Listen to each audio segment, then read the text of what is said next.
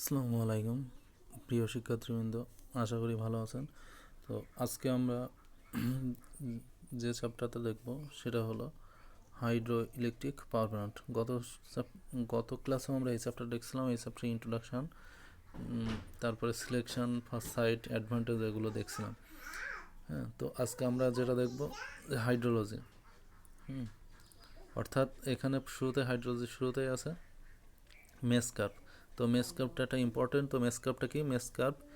Mace curve is a plot of cumulative volume of water that can be state from a stream flow versus time. অর্থাৎ একটা নির্দিষ্ট টাইমের অ্যাক্রসে একটা রিজার্ভারের মধ্যে আস্তে আস্তে টোটাল যে পরিমাণ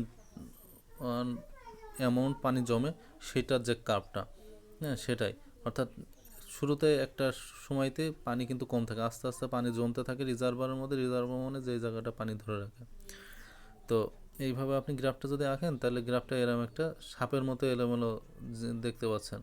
হ্যাঁ, আর ডট ডট স্ট্রেট লাইন যেটা, ওটা হচ্ছে আইডিয়ালি যদি হইতো তাহলে অমন হতো, কিন্তু আইডিয়ালি তো হবে না। তো এখানে দেখেন স্ট্রেট লাইন এবং ওই কার্ভেচারের মধ্যে একটা ফাঁকা জায়গা আছে। তো এই জায়গাটা বলছে রিভার্সার ক্যাপাসিটি, মানে এই পরিমাণে অ্যামাউন্টটা পানি জমে। তো এটাকেই বলছে আমরা মেস কার্ভ। তো এখানে আরও ডিটেলস লেখা আছে, আপনি একটু দেখবেন। তো এই মেস কার্ভটা মূলত কতগুলো ইউনিটে প্রকাশ করা হয়। একটা হচ্ছে cubic metre or day second metre, এই সিস্টেমে এটাকে প্রকাশ করা হয়, কিউবিক মিটার পার সেকেন্ড। হ্যাঁ, এইভাবে। এখন দেখব ফ্লো ডিউরেশন কার্ভ। এখানে দেখেন নিচে চিত্রে দেখেই বোঝা যাচ্ছে যে ফ্লো ডিউরেশন কার্ভ, নাম দেখে বোঝা যাচ্ছে যে একটা নির্দিষ্ট সময়ে টোটাল রিজার্ভারের পানিগুলো আমি যদি ছেড়ে দিই তাহলে ফ্লো হইতে একটা নির্দিষ্ট টাইমে কী পরিমাণ ফ্লো করে। শুরুতেই রিজার্ভার যতই টাইম বাড়তে থাকে রিজার্ভারের ভিতরে পানি কিন্তু ফ্লোটা আস্তে আস্তে কমতে থাকে, ঠিক আছে। এই জন্য গ্রাফটা দেখে বোঝা যাচ্ছে যে ডিক্রিজ হচ্ছে, কিন্তু সেটা হচ্ছে এক্সপোনেনশিয়াল ডিক্রিজ, ঠিক আছে। সো এইটাকেই বলছে যে ফ্লো ডিউরেশন কার্ভ, জাস্ট এটা একটা এক্সপোনেনশিয়াল ডিক্রিজ কার্ভ। সো এখানে শুরুতেই দেখেন লেখা আছে flow duration curve is a plot of discharge versus percentage of time for which the discharge is available, ঠিক আছে। সো এই কার্ভটা অনেকটা এই যে হাইড্রোলজি কার্ভ থেকেই নেওয়া হয়েছে। দেখেন হাইড্রোলজি সেকেন্ড লাস্টের পোর্শনের কার্ভটা অনেকটা এইটার মতো আর কি। সো একই রকম যে এখন আমরা দেখব যে ক্লাসিফিকেশন অফ হাইড্রো ইলেকট্রিক প্ল্যান্টের ক্লাসিফিকেশনগুলো। হাইড্রো ইলেকট্রিক প্ল্যান্টগুলোকে অনেকগুলো ফ্যাক্টরের উপর ডিপেন্ড করে ক্লাসিফিকেশন করা যায়। প্রথম যেটা হলো classification based on hydro electric feature.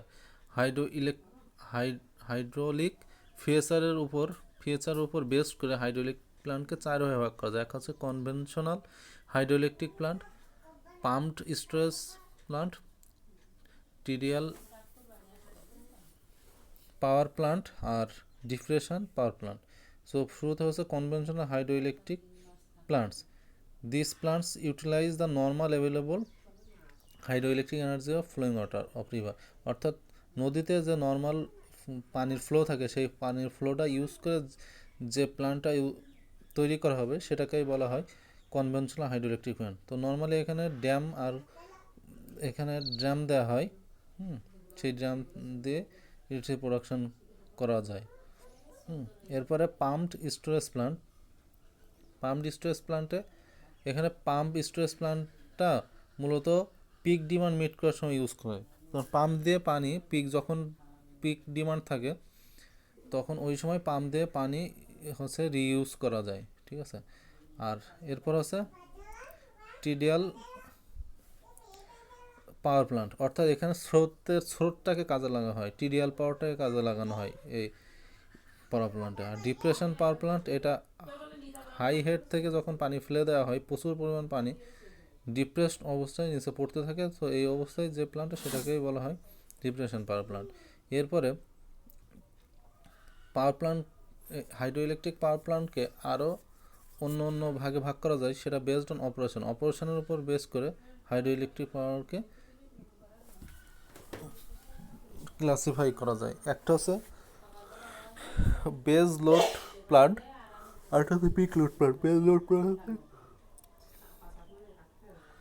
যেখানে লেখা আছে a hydro electric plant work as a base load plant if there is a continuous power generation. যদি নর্মালি কন্টিনিউয়াসলি পাওয়ার জেনারেট করা হয় তাহলে এই অবস্থায়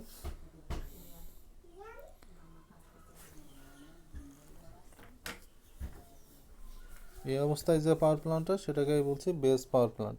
আর পিক পাওয়ার প্ল্যান্টটা একদম তো পিক লোড যদি জেনারেট করতে, পিক ডিমান্ডটা যদি মিট করতে হয়, সেই অবস্থায় যে পাওয়ার প্ল্যান্টটা হাইড্রো ইলেকট্রিক পাওয়ার প্ল্যান্টে ইউজ করে সেটাকে বলছে পিক পাওয়ার প্ল্যান্ট। এরপরে বেসড অন স্টোরেজ অ্যান্ড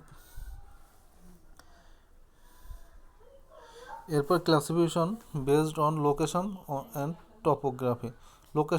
লোকেশনের উপর ইউজ করে বিভিন্ন করা যেতে পারে। তো আমি এখন পাওয়ার প্ল্যান্টটা আমি কি হচ্ছে পাহাড়ি এলাকায় করব নাকি কোন জায়গায় করব, তার উপর বেস করে বিভিন্ন নাম দেওয়া হয় আর কি।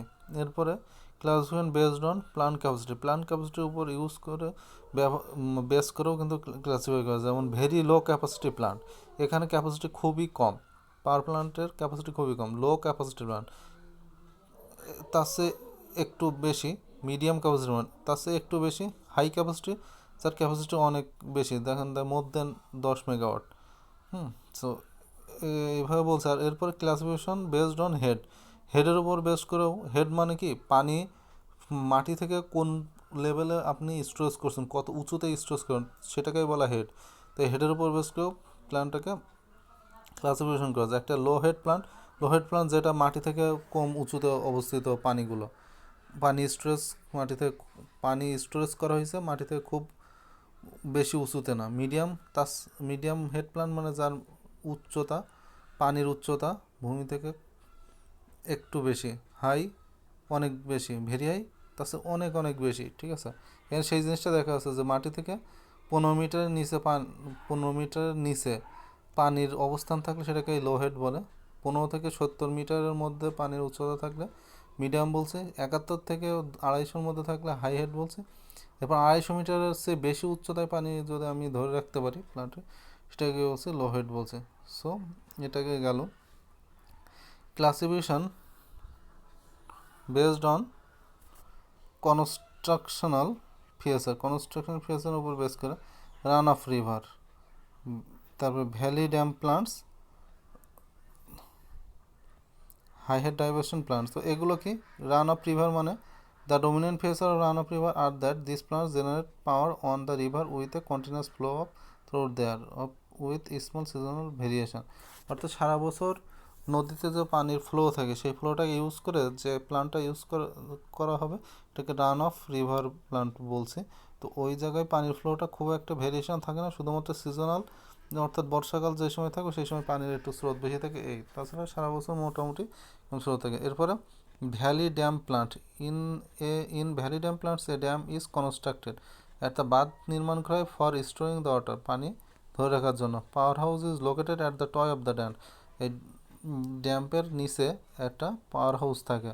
No diversion of the water from main river is involved, অর্থাৎ এখানে কোনো বৈচিত্র্যতা থাকে না, ভেরিয়েশন থাকে না ওয়াটার মেইন সোর্স থেকে, ঠিক আছে। এরপরে ডাইভারসেশন ক্যানেল প্ল্যান্ট, এই ডাইভারসেশন ক্যানেল প্ল্যান্ট উইথ এ প্ল্যান্ট যেখানে পানির ডাইভারসেশন থাকে, অর্থাৎ বৈচিত্র্যতা থাকে। হাই হেড ডাইভারসেশন প্ল্যান্ট, যেখানে হাই হেড ডাইভারসেশন প্ল্যান্টের এখানে হচ্ছে উচ্চতা, পানির স্টোরেজ ধরে রাখে উচ্চতা অনেক বেশি, সেখান থেকে পানি যখন পড়ে তখন হায়ার হেড থেকে যখন লোয়ার হেড পড়ে তখন পানির কিন্তু ভ্যারিয়েশনটা থাকে, স্পিডের ভ্যারিয়েশন থাকে। তো এটাকে বলছে হাই হেড ডাইভারসেশন প্ল্যান্ট। তো এই হলো আজকে আমরা মেইনলি এখানে ক্লাসিফিকেশানগুলো দেখলাম। তো এই ক্লাসিফিকেশানগুলো একটু ডিটেলস আপনার ভিতরে পড়বেন, আমি মেইন পয়েন্টগুলো বলার চেষ্টা করছি। সো বাকি পয়েন্টগুলো আপনারা দেখবেন, পড়বেন, তাহলে বুঝতে পারবেন। আর যদি বুঝতে অসুবিধা ইউটিউবে সার্চ দেবেন বা নেটে সার্চ দেবেন। হ্যাঁ, এরপরে আমরা নেক্সট দিন main component of the hydro electric প্ল্যান্টগুলো দেখবো, অর্থাৎ physical layout of the hydro electric power plant, সেই জিনিসগুলো পড়বো। তো আজকে পর্যন্তই, ধন্যবাদ সবাইকে।